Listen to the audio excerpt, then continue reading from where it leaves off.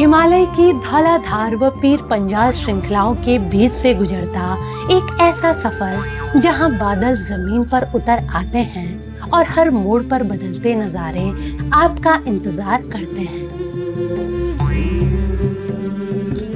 एक ऐसा रास्ता जो हमें ले जाता है उस उद्गम तक जहां से शुरू होती है एक पावन नदी की कहानी।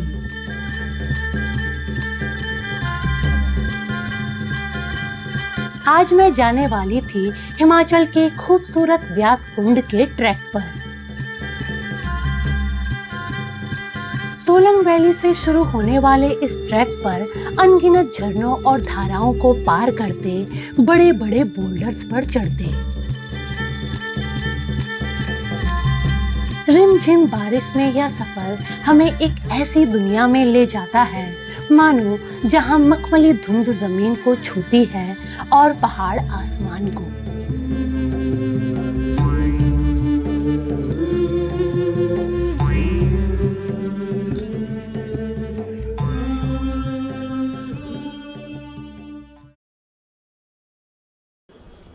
व्यासकुंड ट्रैक के लिए मैं पहले हिमाचल के मनाली शहर पहुंच गई।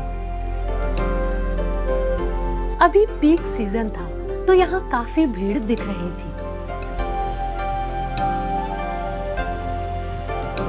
मनाली बस स्टैंड से थोड़ा नीचे ही मैं व्यास नदी के किनारे चली गई। मैं ये सोचकर काफी एक्साइटेड थी कि कल मुझे ट्रैक कर उस जगह जाना था जहाँ से ये नदी निकलती है।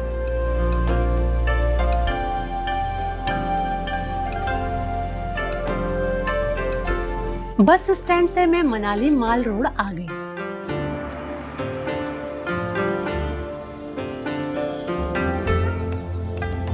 और अब यहाँ से आज मुझे सोलंग वैली जाना था।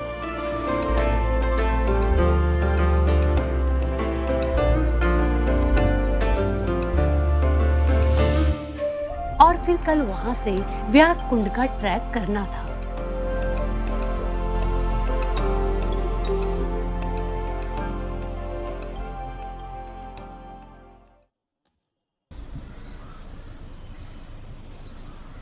अगली सुबह 6 बजे मैं ट्रैक के लिए रेडी थी। मैं होमस्टे से निकलकर मेन रोड पर आ गई और अब इंतजार था अपने गाइड के पहुंचने का।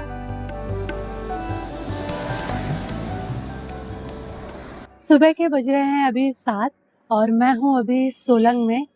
बस अभी मैं गाइड का वेट कर रही हूँ और थोड़ी ही देर में निकलेंगे हम व्यासकुंड ट्रैक के लिए।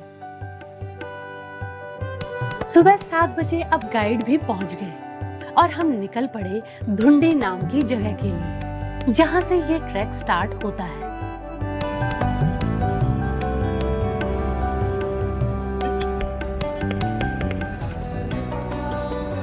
दो किलोमीटर के सफर के बाद ही सड़क को रोकते भेड़ों का झुंड दिखा। भेड़ों का ये कारवां हरी ढलानों पर बहती एक शांत नदी सा फील होता है।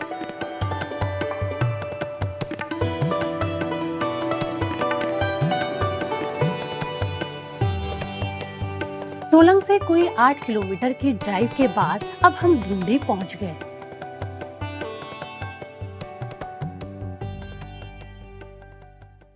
हूँ मैं धुंडी गांव। वो आप जो देख रहे हैं वो ब्रिज, वो है धुंडी ब्रिज। वहां से सीधा रास्ता चले जाता है रोहतांग पास और अटल टनल के लिए। और ब्रिज के थोड़ा सा नीचे जो है एक छोटा सा रास्ता कटता है जो आपको व्यासकुंड ट्रैक की तरफ ले जाता है। अभी मैं केवल धुंडी ही पहुंची थी, लेकिन यहीं से इस ट्रैक की खूबसूरती देख मैं काफी खुश थी। हरे भरे पेड़ों के बीच दूर से झांकते नजर आते बर्फ से ढके पहाड़ मानो आपका इस ट्रैक के लिए खुद स्वागत कर रहे हैं।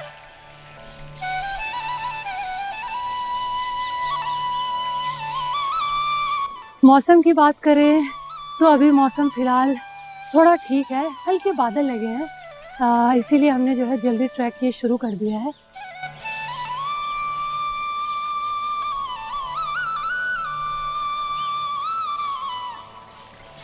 आठ बजे अब हमने अपना ट्रैक स्टार्ट कर दिया।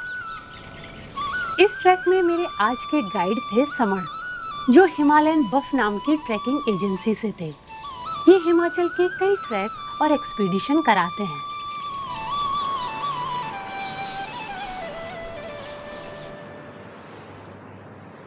ट्रैक की शुरुआत में ही घाटी के बीच कई पानी की धाराएं मिलती हैं।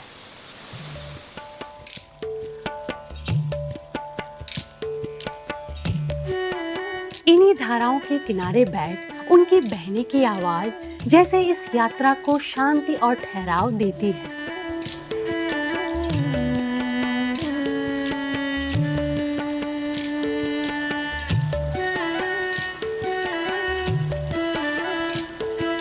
व्यास कुंड का ये टोटल ट्रैक कोई 20-22 किलोमीटर का है, जिसे नॉर्मली 2 से 3 दिन में किया जाता है।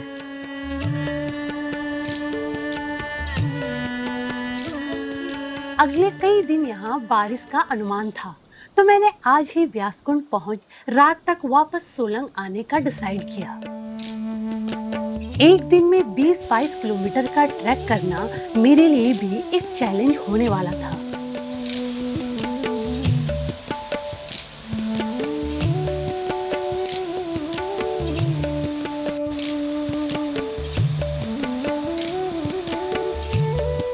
ट्रैक के पहले 1-2 किलोमीटर में आप ऊपर पहाड़ से आ रही व्यास नदी के साथ साथ चलते हैं और फिर नदी पार करके दूसरी तरफ के पहाड़ पर पहुंच जाते हैं।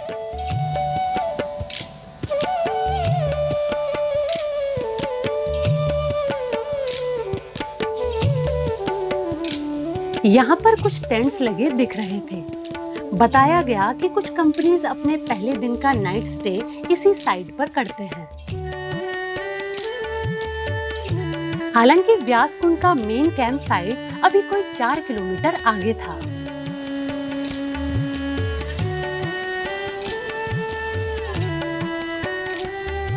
ट्रैक शुरू किए अभी 1 घंटा ही हुआ था कि आसमान ने अपना रंग बदल लिया। जहां पूरे दिन धूप का अनुमान था, वहां अचानक बारिश ने कदम रख दी। वैसे आज पूरा दिन मौसम साफ रहने की उम्मीद थी, लेकिन पहाड़ों का मौसम अपनी ही मर्जी से चलता है।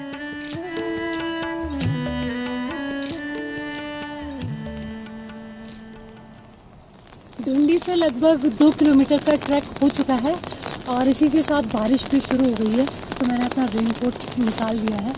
जब ट्रैक शुरू किया था तब मौसम थोड़ा ठीक था, लेकिन अब खराब होने लगा।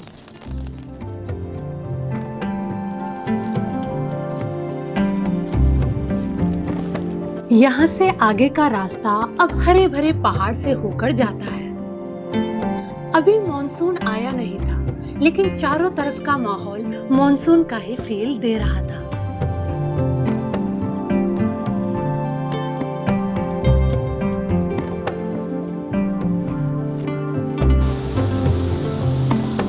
सड़क से कोई 6 किलोमीटर के ट्रैक के बाद एक छोटी सी पहाड़ी को पार कर अब हम पहुंच गए थे एक खूबसूरत बुग्याल पर, जिसके ठीक सामने था बकड़थाज, व्यासकुंड ट्रैक का सबसे मुख्य पड़ाव।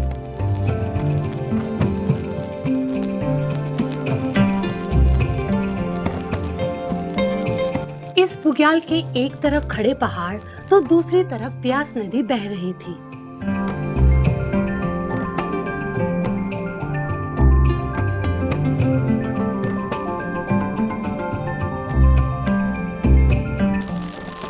यहाँ पर थोड़ी देर रेस्ट के बाद मैं बकड़थाज कैंप साइट की तरफ चली गई।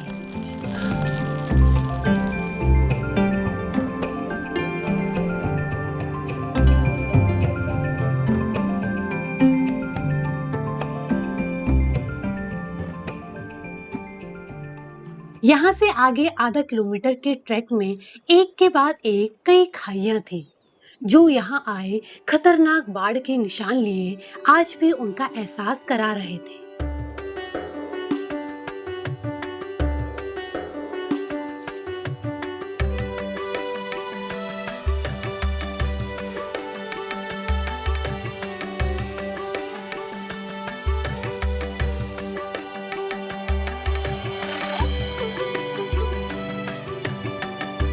इन पर ऊपर नीचे होकर अब हम फाइनली पहुंच गए बकरथाज में लगे कैंप्स पर।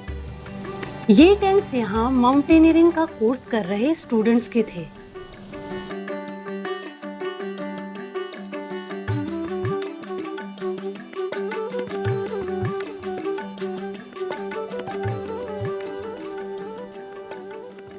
यहीं पर अब मेरी मुलाकात हुई आज के खास दोस्त से।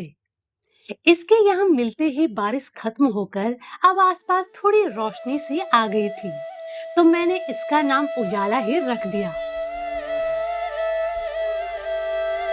और फिर हम आगे की तरफ निकल गए।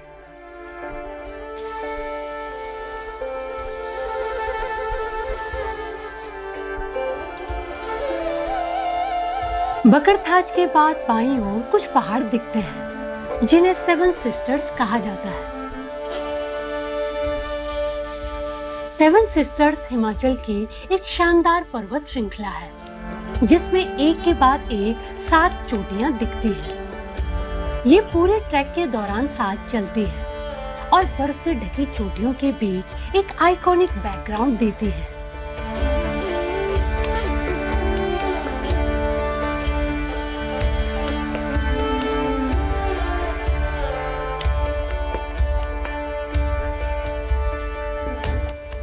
बकरथाज के आधा किलोमीटर के बाद अब शुरू होता है इस ट्रैक का सबसे डिफिकल्ट पार्ट,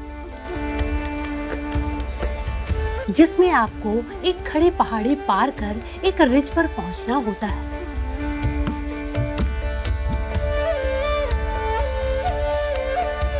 बड़े बड़े पत्थर, फिसलन वाला रास्ता और खड़ी चढ़ाई इस 1 किलोमीटर को वाकई चैलेंजिंग बना देते हैं।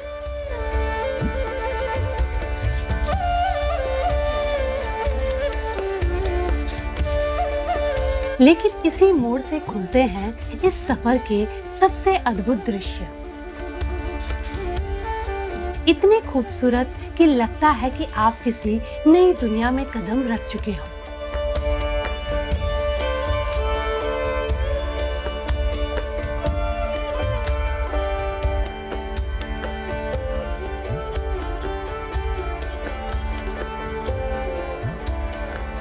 जहाँ भी मौका मिलता मैं और उजाला वहीं बैठ इन नजारों को देखते रहते।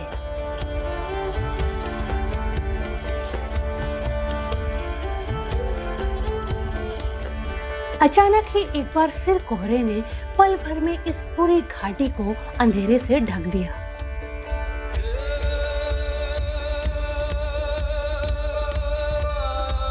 विजिबिलिटी बहुत कम हो गई और तेज हवाएं चलने लगी।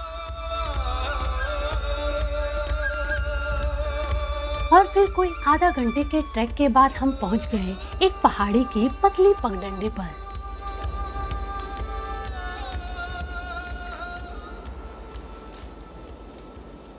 आगे का रास्ता अब बिखरे हुए बोल्डर से भरा पड़ा था।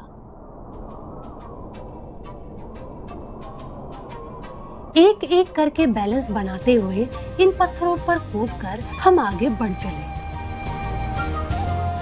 पैर रखने की जगह बहुत कम थी, एक गलती हुई तो सीधा फिसल के नीचे खाई में जा मिलते।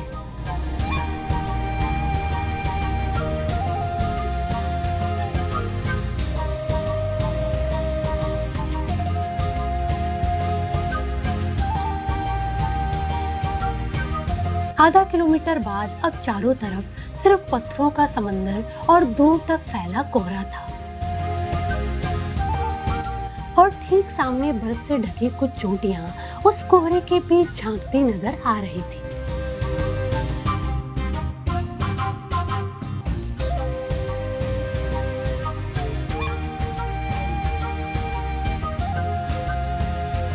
गाइड ने बताया कि अभी हम एक ग्लेशियर के ऊपर चल रहे हैं।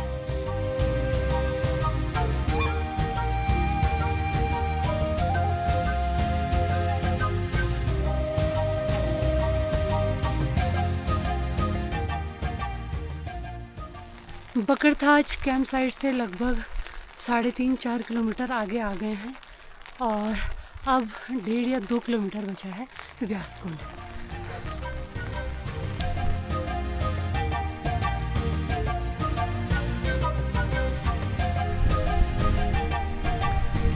पथरीले रास्ते के बाद अब शुरू होता है हरे भरे घास का रास्ता। गाइड ने इस जगह का नाम रामगढ़ बताया।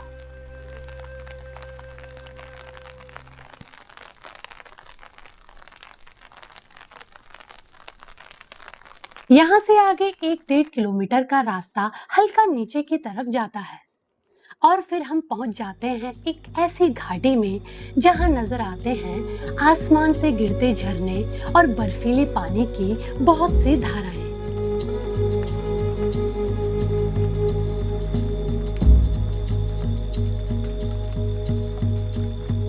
धुंध और धाराओं के बीच अब हम अपनी मंजिल के काफी करीब पहुंच चुके थे।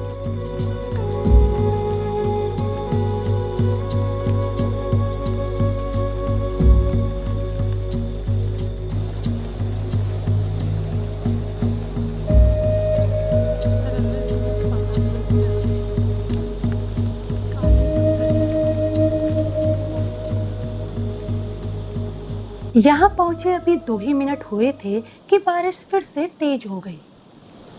हम पास ही एक चरवाहे के टेंट में शरण लेने पहुंच गए।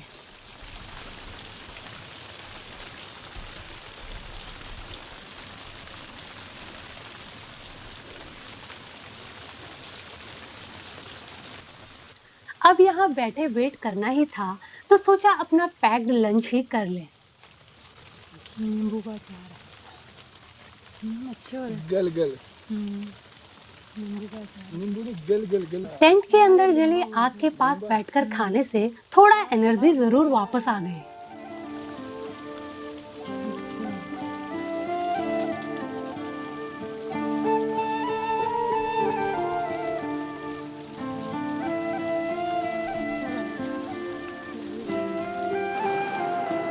बारिश कम हुई तो अब हम व्यास कुंड की तरफ निकल गए, जो अब कोई 1 किलोमीटर ही दूर था।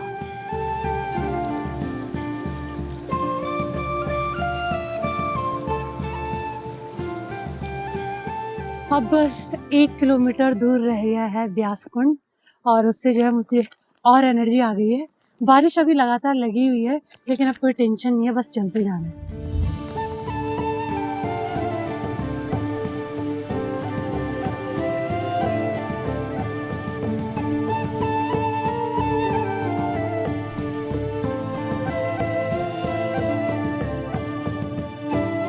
यहाँ पर आप चारों तरफ बड़े बड़े झरने गिरते देख सकते हैं।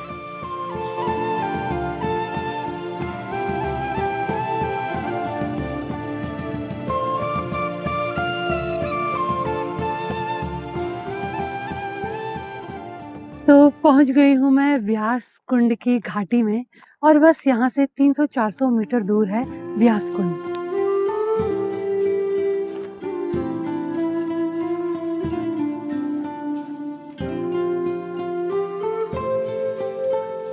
यहाँ बारिश में उजाला कहीं टेंट के अंदर चला गया था, लेकिन उसकी जगह एक नया दोस्त आ गया जिसे डमरू नाम दिया गया।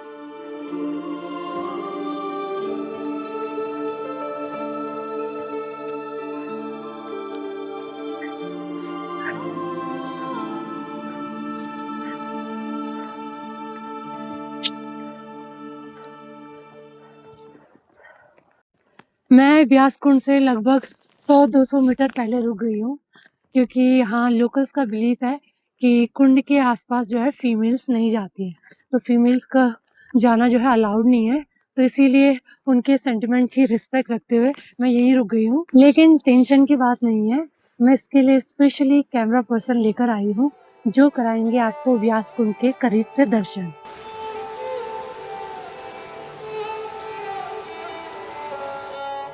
धुंडी से कोई 10-11 किलोमीटर के ट्रैक के बाद सुबह 12:30 बजे अब हम पहुंच गए थे पवित्र व्यास कुंड पर।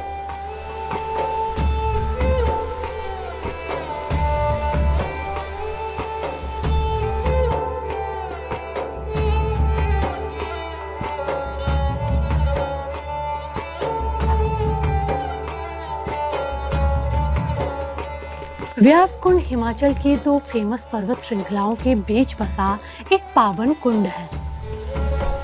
इस कुंड का नाम महाभारत के रचयिता महर्षि वेद व्यास के नाम पर पड़ा।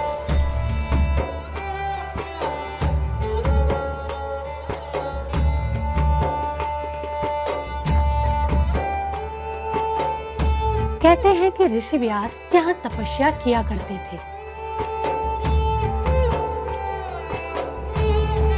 उनकी साधना से व्यास कुंड पवित्र बना और व्यास नदी का उद्गम हुआ।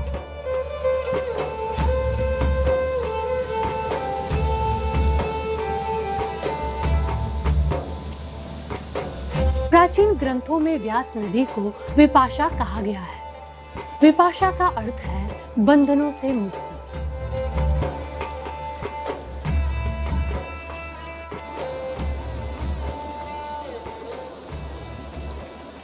यहाँ ऊपर पहाड़ियों से बहते कई झरनों का पानी मिलकर इस व्यास कुंड का निर्माण करता है।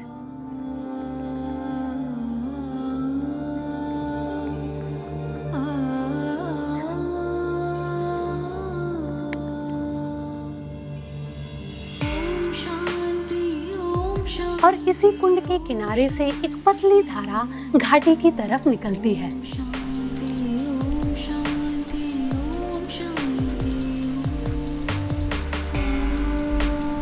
जो आगे जाकर विशाल व्यास नदी का रूप ले लेती है।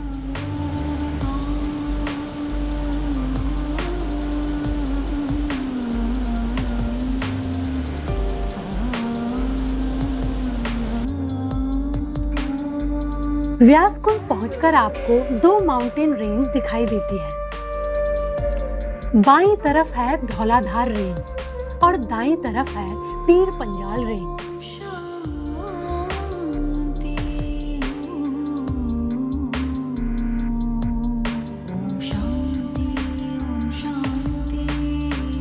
इन्हीं धौलाधार व पीर पंजाल रेंजेस के संगम पर बसा है यह व्यास कुंड।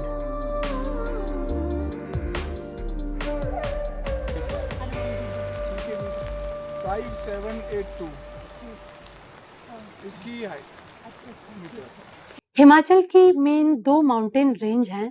पहली है धौलाधार रेंज, जो कि ये वाली है। जो आपको ये ब्लैक कलर के पहाड़ दिख रहे हैं, ये है धौलाधार रेंज। और दूसरी रेंज जो ग्रीन कलर में आपको दिख रही है पूरी, ये है पीर पंजाल रेंज।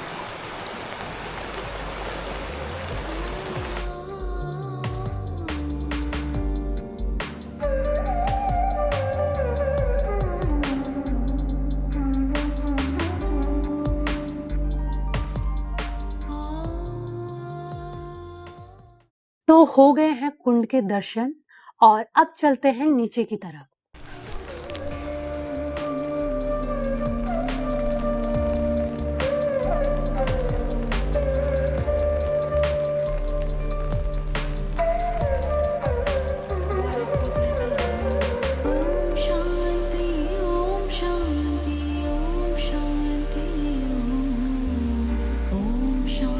व्यास कुंड से कोई आधा किलोमीटर ट्रैक के बाद एक बार फिर मैं पहुंच गई थी रामगढ़ नाम की जगह पर।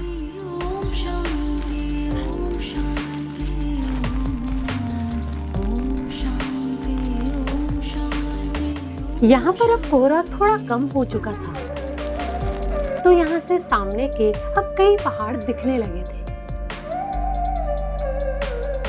इसी व्यासकुंड के ट्रैक से यहाँ से आगे कई पीक्स के एक्सपीडिशन का रास्ता भी है, जैसे हनुमान टिब्बा, फ्रेंडशिप पीक और सितिधर पीक। इस ट्रैक से दिखने वाली ये पीक्स आपको हिमालय की भव्यता का एहसास कराती हैं।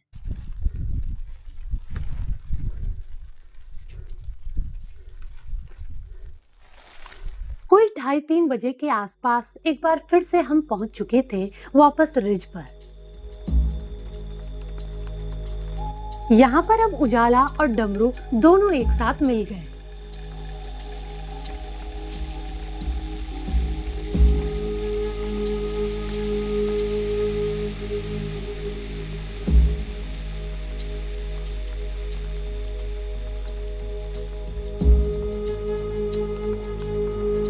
दस मिनट के रेस्ट के बाद अब हम यहाँ से नीचे बकरथाज कैंप साइट की तरफ निकल गए।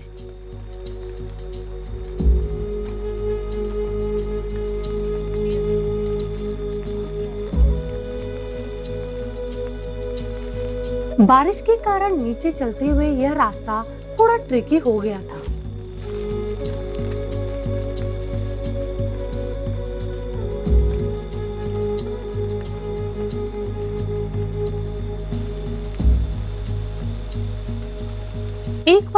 हम वापस पहुंच चुके थे इस ट्रैक के मेन पड़ाव बकरथाच।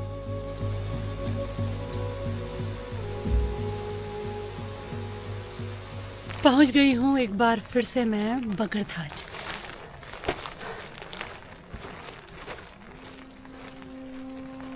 थाच स्थानीय भाषा में खुले मैदान को कहते हैं और बकर शब्द बकरी या भेड़ों से जुड़ा है, इसीलिए इस जगह का नाम बकरथाच है, जो पुराने समय से यहाँ गद्दी चरवाहों के पशुओं के चरने की जगह रही है।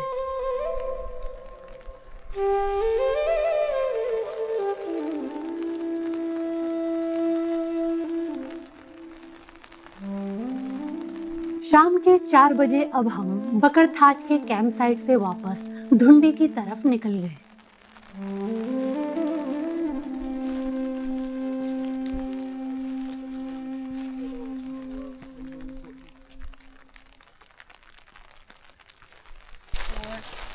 इतनी बारिश हुई ट्रैक में कि अब मैं कई बार भूल जा रही हूँ कि बारिश भी हो रही है।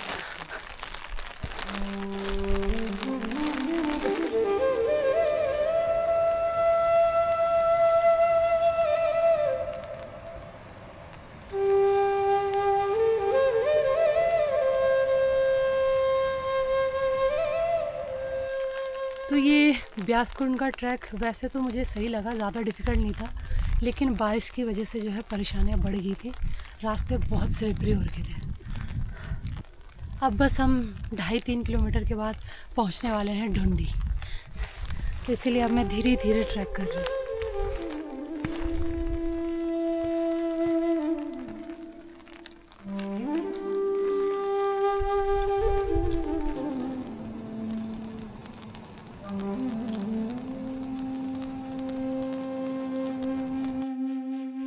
बारिश में आसपास के नज़ारे तो बेहद खूबसूरत होते हैं, लेकिन जो कपड़े और जूतों की हालत होती है वो देखिए।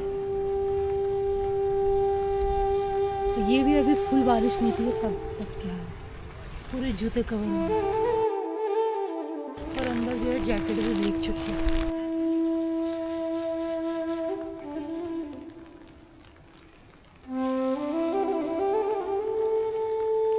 वैसे इस ट्रैक पर मैंने थोड़ा भीड़ एक्सपेक्ट की थी, लेकिन व्यासकुंड से वापस आने तक कोई 5-7 ट्रैकर से ज्यादा नहीं दिखे।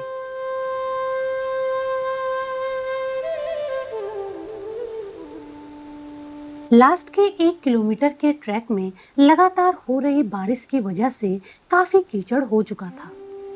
हम कई बार फिसलते फिसलते बचे।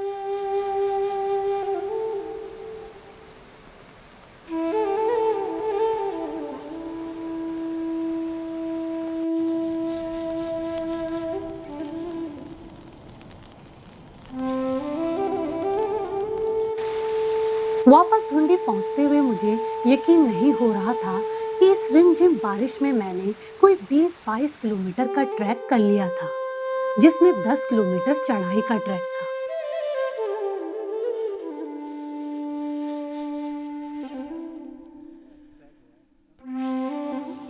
शाम को 5:30 बजे के आसपास अब एक बार फिर से मैं पहुंच चुकी थी धुंडी।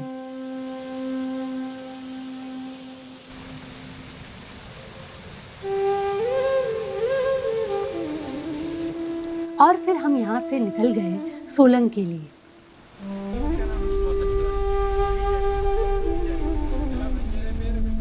जहाँ इस तरफ को आते हुए भेड़ों ने जाम लगाया, वहीं वापसी में ये जाम भैंसों का था।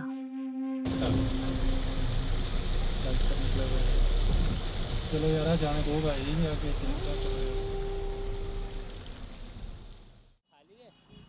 हर सुबह की तरह ही अगली सुबह भी सोलंग में मौसम थोड़ा साफ दिखा।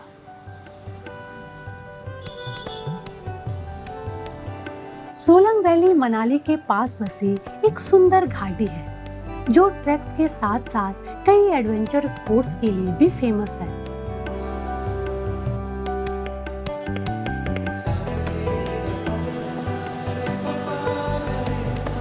व्यासकुंड के पवित्र गोद से निकली ये व्यास नदी सबसे पहले सोलंग ही पहुंचती है।